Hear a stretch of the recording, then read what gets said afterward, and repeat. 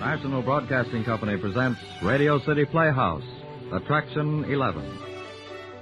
Hollywood, California, Monday, June 29th. Presents the finest in motion picture entertainment, Academy Award. From Hollywood, Skippy, America's largest selling peanut butter. Cary Grant, Katharine Hepburn, and Jimmy Stewart. The Lux Radio Theater welcomes you all.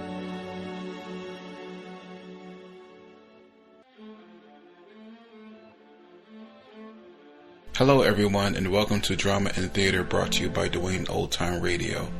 Before we get to today's drama, if you enjoy what I'm doing, let me ask you to subscribe to my channel.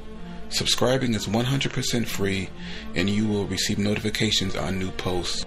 Lastly, if you have a moment, write a short 1 or 2 sentence review or give a rating on your preferred podcast service. A positive review or rating would help me out a lot. And now, on to the show. Oh yeah, and thanks for your support. I really do appreciate it. Academy Award Theater with the story Ruggles of Red Gap, or Ruggles of Red Gap, one of the two. This is the 11th episode of the Academy Award Theater, and this drama aired June 8th, 1946.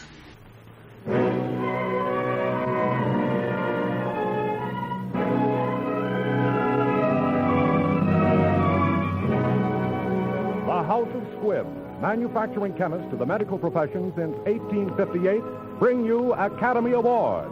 The pictures, the players, the techniques and skills which have won or been nominated for the coveted awards granted each year by the Academy of Motion Picture Arts and Sciences, to each in his field for outstanding achievement.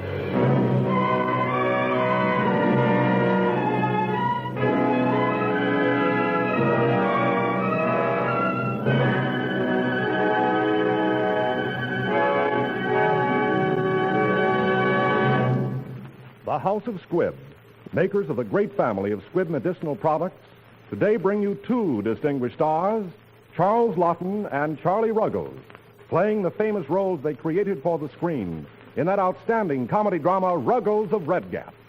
Mr. Laughton has twice been nominated as Best Actor of the Year, and in 1932 won the Academy Award. Ruggles of Red Gap was nominated as Best Production of the Year for the 1935 Academy Award.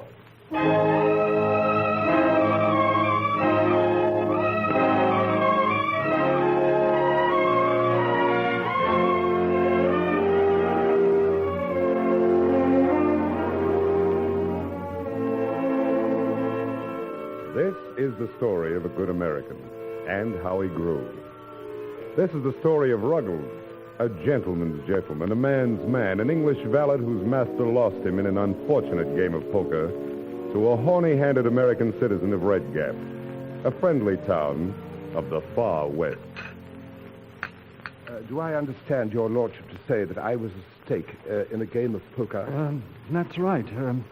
It seems I lost you, Ruggles, to Mr. and Mrs. Egbert Floud.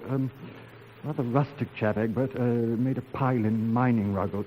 But you don't have to go off if you don't want to. Go off, sir. I've got an idea. I rather think they want to take you back to Red Gap. Red Gap, sir? Yes, Ruggles. Some outpost in America, I believe. America? America, my lord.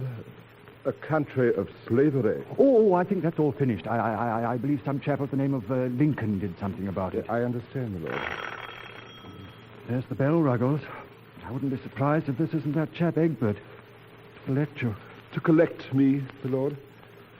Very well, my lord. By the way, my lord, any parting remarks? I don't think so, Ruggles. Oh, yes, of course. Stiff upper plate, Ruggles. Thank you, my lord.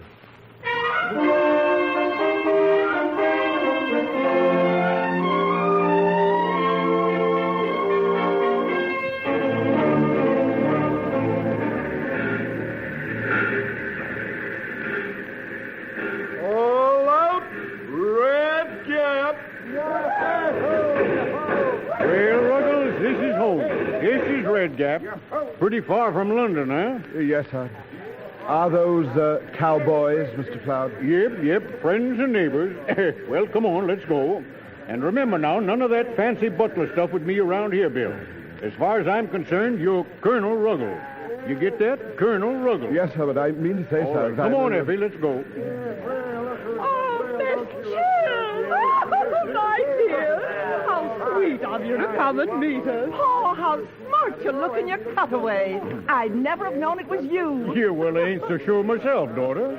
This is Ruggles, Egbert's man. We persuaded our friend Lord Grinstead to let him come to us. Ruggles, this is Mr. Belknap Jackson, our son-in-law. Sir. How do you do? You holy cow, there's your ma, Effie. Ma Pettingill. You old maverick. Sourdough, you old horn-toad. Well, Ma, what kept you? I'll bet you were sitting in that old silver dollar saloon. Ah, 'tain't so. Don't you know that this is the first train that's been on time since the railroad was built? Foreign travel doesn't seem to have altered my dear father-in-law very much.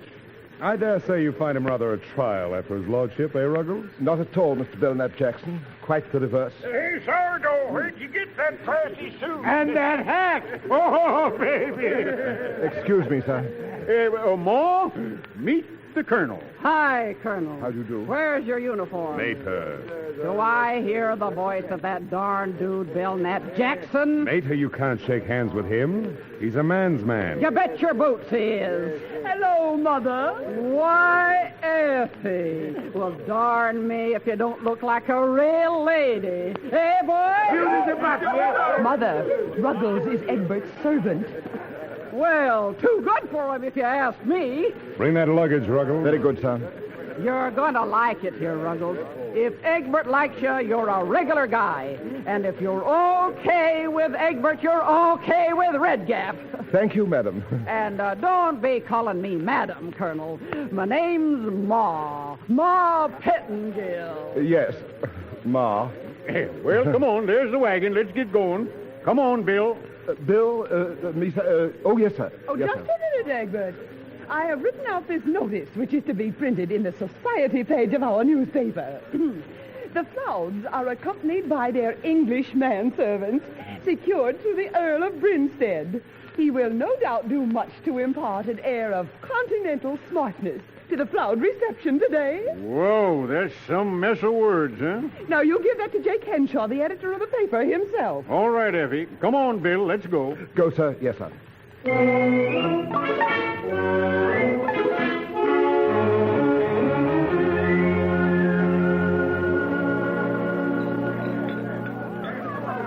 But is this the newspaper office, sir? Oh, no. This is Nell Kenner's place. The Bohemian crowd's having a barbecue. Hello, Sourdough. When'd you come off the train? Well, I just got in, Jake. Jake, shake hands with my friend Colonel Ruggles. How do you do? Colonel, shake hands with Jake Henshaw, smartest newspaper man in the West. Howdy do. Colonel? What army, sir? Well, the truth of the matter is that I... British Army, retired. You don't say so. Well, say, that's a swell piece for the paper. All right, well, go ahead, Bill. Go on. Now circulate. Make yourself to home. Yes, sir. It seems to be a very tempting odor, sir. Could I inquire into its origin? Well, that's barbecue sauce, Bill. Go on over and chin with the gal who's cooking it. That's Mrs. Judson. Why, Egbert Floud, you old son of a gun. Hello, Nell. I've been looking for you. Where you been?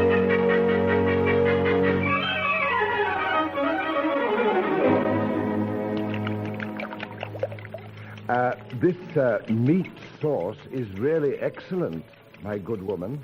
If you're calling me good woman because you don't know my name is Judson. I'm delighted to make your acquaintance, I'm sure. So you like my meat sauce, do you? It's very good. It's very good indeed, in its own way. What do you mean, in its own way? Well, I was just thinking that maybe a few drops of this and a little bit of that might transform it into a really superlative sauce. Oh, so that's what you're thinking. Well, let me tell you that I've been making meat sauce for longer than I can remember, and nobody's ever found fault. My dear Mrs. Judson, I was not finding fault. Well, then, what did you mean by a few drops of this and a little of that? Well, I only meant that maybe a little spice and perhaps some wine vinegar. Who ever heard of putting wine vinegar in a meat sauce? Oh, I believe you're kidding. I shouldn't dream of kidding, of doing such a thing, Mrs. Judson. I was only trying to put you right. Put me right. Now listen, Colonel. You stick to the things you know, like leading a regiment. What? And I'll stick to what I know. My dear Mrs. Judson, let us not become embroiled in an international squabble. Shall we dance? I'd love to.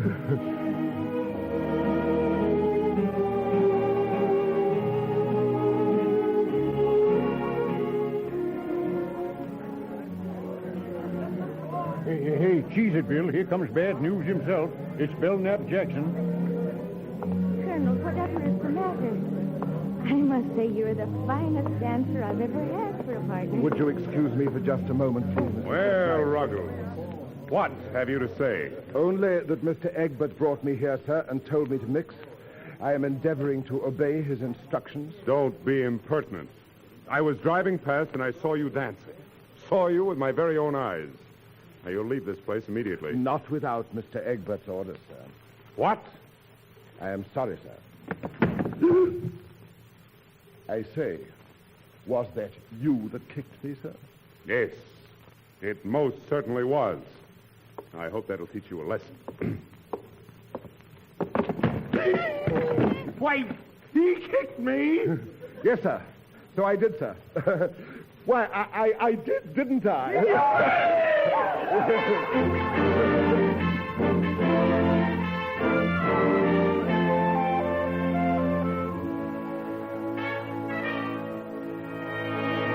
And I demand that ruffian be discharged at once. Whatever possessed you to kick Mr. Belknap Jackson, I shall never understand. Nor I, madam. Ordinarily, I am a model of self-control. It must have been Mr. Belknap Jackson's unfortunate behavior. Oh, I'm afraid you'll have to go, Ruggles. Madam, do you mean that I am to be abandoned to my fate in this uncivilized outpost? Oh. Uncivilized outpost? You see, Effie, the man is utterly impossible. Go and pack your bags immediately. But, sir, how am I to return to England? You should have thought of that before, I'm afraid. Yes, sir. Now, just a minute, Bill. Just a minute. Look here, you two. Before you go throwing Bill out on his ear, you better get a load of today's paper. Colonel Marmaduke Ruggles, late of the British Army, bon vivant and man of the world, is at present the honored guest of Mr. Egbert Flow. Wait. That's not the message I gave you to be printed. I know, Effie, but let me finish. An intimate friend of the Earl of Brinstead, Colonel Ruggles will be a great acquisition to our social life. We understand that a series of entertainments are already being planned by socially prominent figures of Red Gap, such as Mrs. Judy Ballard and Mrs. Ralph Wilton. Oh, this is disaster. This is complete social disaster. Oh, how dare you pass yourself off as a colonel? I made no such pretense, madam. You know Mr. Floud will call me that. Oh, Mrs. Judy Ballard. A party for Ruggles. Oh, what are we going to do? Oh, how do you do? You must be Colonel Ruggles. This is Mrs. Baron Carey. How do you do? Miss Terry Grant, and I'm How do you Mrs. do? Ballard. How do you do? Mrs. Judy Ballard. We felt we simply had to make your acquaintance. What are we going to do? We've got to go through with it. Effie, my dear, we've just called to welcome the Colonel to Red Gap. Oh, how sweet of you. Sure, you'll excuse the Colonel for a minute. He was just going to change out of those black things into something cooler. Well, we'll excuse him if he's not too long. Yeah. But I thought... Never mind what you thought, Colonel. Charles will tell you all about it. Come along. Colonel? Yes, sir? Yes, Charlie. Yes, Charlie.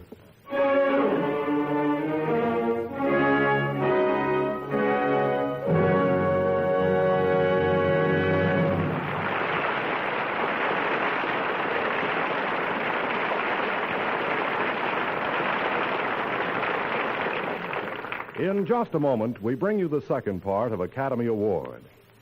Until you've tried pure Squib dental cream, you'll never know how much you may be missing in a dentifrice. For Squib dental cream is 3 ways refreshing. First, it has a delightful flavor, cool and inviting as dewy, fresh mint. That's why you can taste the refreshing difference when you use Squib dental cream. Second, Its lively action brings to your whole mouth the sense of being gloriously clean and alive. That's why you can feel the refreshing difference when you use Squibb Dental Cream. And third, when you look in the mirror, you can see the refreshing difference because the polishing agent in pure Squibb Dental Cream is one of the safest, softest, yet most effective known to dental science. Ask for the dental cream that belongs in the great family of Squibb quality products. Ask for Squibb Dental Cream. Taste, feel, and see the refreshing difference. Before continuing with the second part of Ruggles of Red Gap, we want to thank Paramount Pictures for making this story available. Paramount's current production is OSS, starring Alan Ladd and Geraldine Fitzgerald.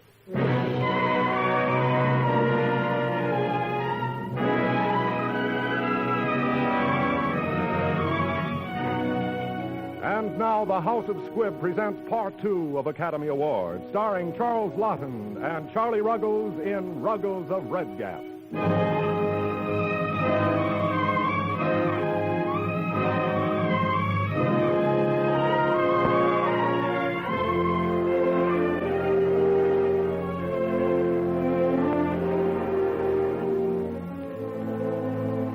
Well, Ruggles, now the farce is over. Just what are you doing in the library, Ruggles? I am discovering the most amazing things about your country, sir. A land of freedom and equality. Do you know Abraham Lincoln said... Where did you get that book? I found it on the shelf, sir. So I see. Well, if you had taken the trouble to look, you would have found my name on the flyleaf. And if you had inquired, you would have learned that I allow no one to use my books. I'm very sorry, sir. Yes, and those house slippers. They're particularly offensive to me. They belong only in the bedroom. His lordship frequently wore house slippers in the drawing room, sir. In fact, I recall one occasion when he went dancing in house slippers. Oh, no. No gentleman would go beyond the bathroom with those shoes. Do you mean to imply that his lordship was... Drop that weapon. Weapon, sir? I was only resting my hand on this bookend, sir. Just your imagination, sir. Oh, no, it isn't. I caught the same murderous look in your eyes the night you struck me.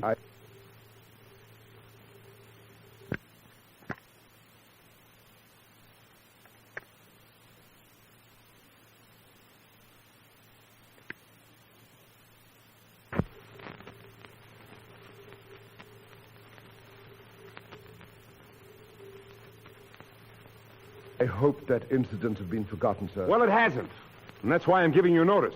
Notice, sir? Exactly. And keep your hand away from that bookend. I can't believe it, sir. I thought everything was going so well. Well, for you. But for the rest of us, the situation is impossible.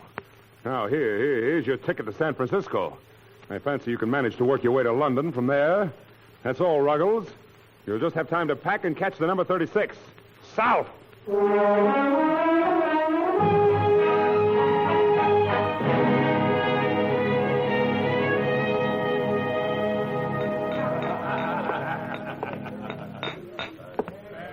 My train is a half hour late, and I thought I would drop in and have a bite to eat. Welcome to the Silver Dollar Saloon, Colonel. Eat hearty.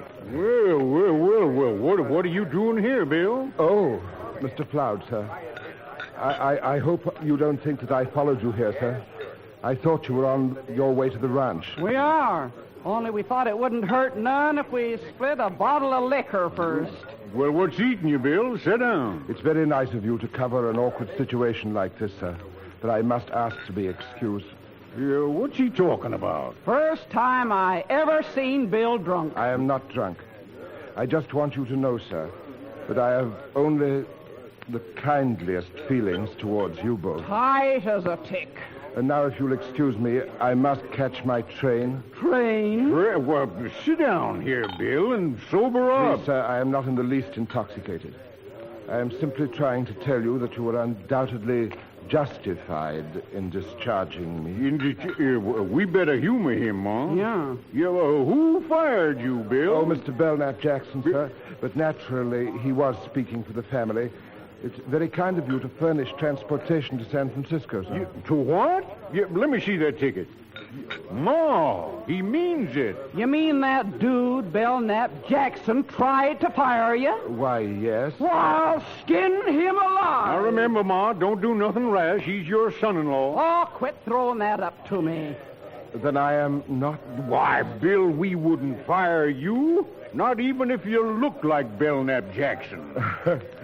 I couldn't be happier, sir. Oh, yes, you could. Drink that. Oh, excuse me. I couldn't help overhearing. But will someone please tell me how Mr. Belknap Jackson could fire an important man like Colonel Ruggles? Fire him for what?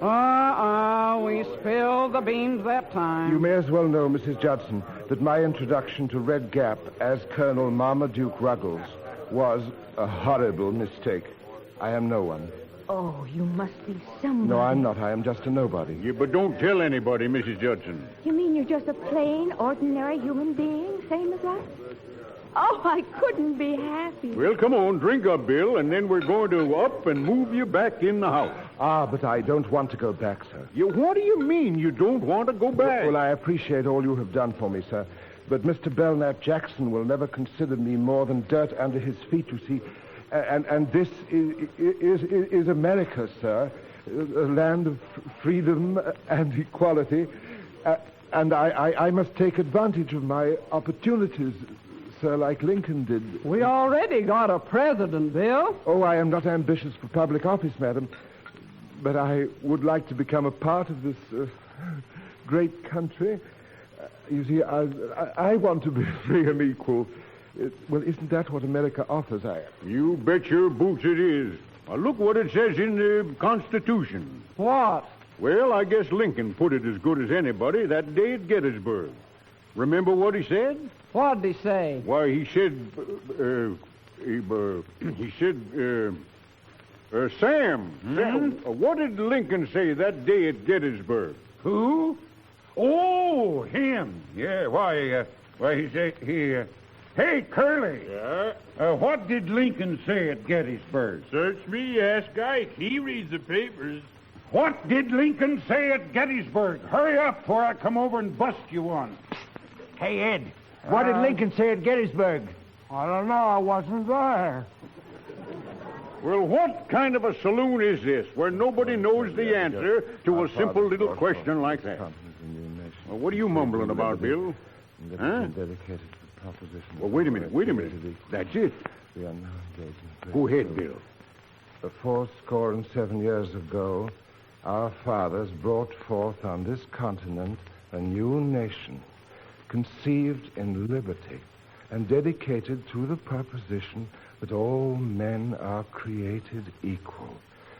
We are now engaged in a great civil war, testing whether that nation or any nation so conceived and so dedicated can long endure. We are met on a great battlefield of that war. We have come to dedicate a portion of that field as a final resting place for those who here gave their lives, that nation might live. It is altogether fitting and proper that we should do this. But in a larger sense, we cannot dedicate, we cannot consecrate, we cannot hallow this ground. The brave men, living and dead, who struggled here, have consecrated it far beyond our poor power to add or detract. The world will little note nor long remember what we say here, but it can never forget what they did here. It is for us, the living rather, to be consecrated here to the unfinished work which they who fought here have thus far so nobly advanced. It is rather for us to be here dedicated to the great task remaining before us, that from these honored dead we take increased devotion to that cause for which they gave the last full measure of devotion. That we here highly resolve that these dead shall not have died in vain, that this nation under God shall have a new birth of freedom, and that government of the people, by the people, and for the people, shall not perish from the earth. Well, darn my eyes, Bill. After that, I reckon you'll not ever go back to being a gent's gent. Why, darn it, you're a better American than we are. Of course he is, you silly old coot. He's better because he's new. The newest American is the best American. Why, ask any Indian. Doggone you, Ruggles, I'm furry, and so are all the boys. Ah, snakes and Gila monsters. Look who's come to crab the party. Belknap Jackson, now looky here. What are you pussyfooting around here for? I thought I paid your fare to San Francisco, Ruggles. Yes, you did, but I decided not to go. You heard him. He's free, 21, and an American citizen. Righto. Well, then, I have a little surprise for you, please, Ruggles. go away from me, will you? I just heard that your master is coming here to fetch you. What? It's true. Lord Brinstead arrives this morning. He's making the trip all the way to Red Gap just to take you back into service, Ruggles. Now. Yes, that's so. Well, I reckon old Bill will have something to say about that. What's the matter, Colonel? You look like you've seen a ghost. I have, and don't call me Colonel. Why? He's coming to get me. You see, I'm still his servant, and I should never have tried anything else. Naturally. Tell him you can't go. But you don't understand. The loyalty of my family to his lordship's family goes back many generations, Mrs. Judson. And so you're going to drop all this. Your chance to be free. To be your own man among men. Just to keep some Englishman buttoned up. Now, Mrs. Judson, please. You see, just at this moment, I feel as if I should like to jump into the river. Well, all right. Go back to your old lordship and see if I can. And if you're thinking of jumping in the river, jumping it up by the bend. It's deeper there. You don't understand, Mrs. Judson. You don't. Get out of my way and stay out of it. I thought you were a man. But you're just a jellyfish. Colonel! Wow. Looks like that gal has her feelings hurt real bad. Slammed the door and almost shook her custard pudding right to water. Well, Ruggles, you'd better be getting your black suit on again. And while you're at it, put on your valet's mask. Yeah, now looky here. Wait a minute. Say, what is all this talk about valet and everything? What's going on around here? See, Ruggles, retribution. I'll tell you all the truth about this man. You have known him as Colonel Ruggles. Well, he's an imposter. Yes, until he began a life of fraud here in Red Gap, he was nothing but a valet. A man's servant to this Lord Brinstead. And thank you very much for announcing what I intended to disclose myself. It is quite true that I was in his lordship's service for many years, and I am proud of my humble beginning.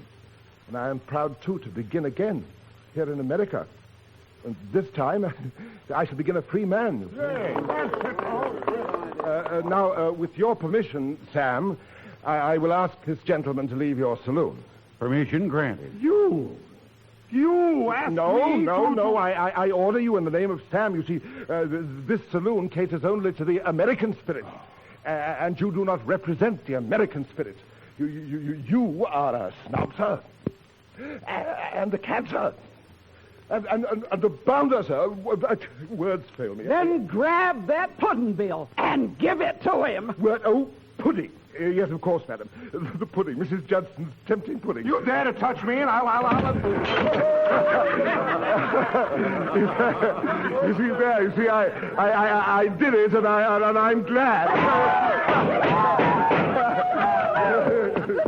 What on earth has happened? Madam, I very much regret that I had to use your magnificent pudding in a manner unbecoming a fine dessert.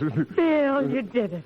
You came through. You finally bounced that stuck-up snob. Madam, I have the honor to ask you to share my new life, madam. After seeing this, I'm ready for anything. Even marriage? Even that. Mrs. Colonel Ruggles of Red Gap. Meet Ruggles of Red Gap, everybody. Well, come on, Colonel. Say something. Oh, well, thank you, sir. You can fool some of the people all of the time, and all of the people some of the time, but you can't fool all of the people all of the time.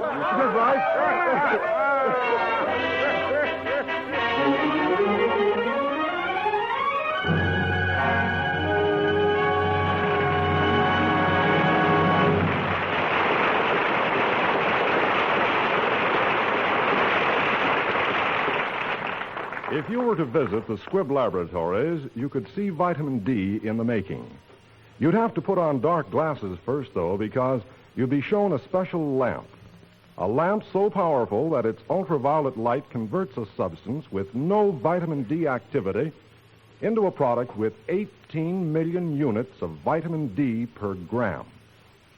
That's more vitamin D effect than you can get from the direct rays of the sun on a hot summer day. The lamp that makes vitamins at the Squibb laboratories helps to supply America's babies with the extra vitamin D they need.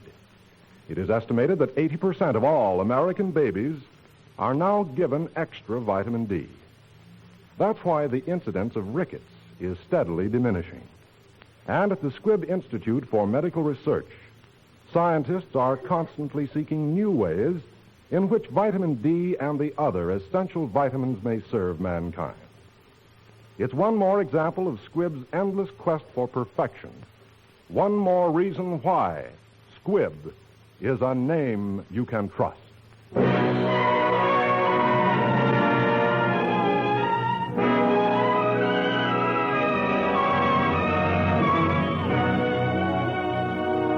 Next week, another great picture. The House of Squibb will present Academy Award starring John Garfield in Pride of the Marines.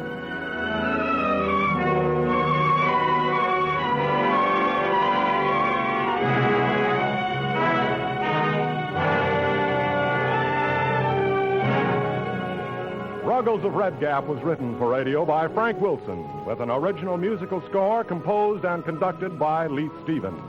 Our producer-director is Dee Engelbach. Charles Laughton can currently be seen in Universal's Because of Him. Charlie Ruggles will soon be seen in Columbia's new picture, Gallant Journey. This is Hugh Brundage bidding you good night until next week at the same time, when you're invited to listen again to Academy Award, presented by the House of Squibb, a name you can trust. This is CBS, the Columbia Broadcasting System.